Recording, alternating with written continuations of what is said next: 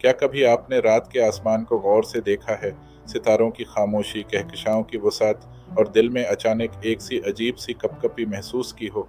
या कभी आपने किसी मुल्हिद का लेक्चर सुना हो, फ़लसफ़ा, साइंसी थ्योरीज़, दुनिया का दुख, इंसानी तारीख़ की ज़ुल्मत, और आपके दिल में लम्हा भर के लिए ऐसा एहसास उभरा हो कि जैसे ईमान रुक गया हो, सोच अटक गई हो और आप अंदर से सुन्न से हो गए हों?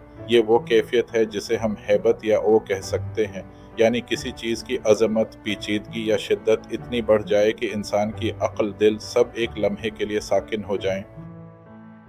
ऐसी हैबत के बाद दो रास्ते खुलते हैं। पहला रास्ता ये है कि ये हैबत इबादत, खुशू और अल्लाह की तरफ झुकने में बदल जाए। इंसान कहे, या अल्लाह तो वाकई अजीम है, मैं कमज़ोर हूँ, मैं तेरे आगे झुक जाता हूँ।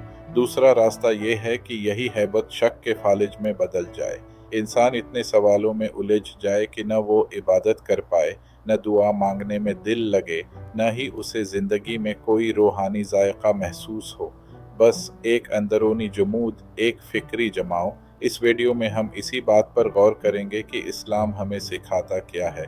इस हैबत को शक के फालिज में नहीं बल्कि इबादत और यकीन में कैसे बदलना है।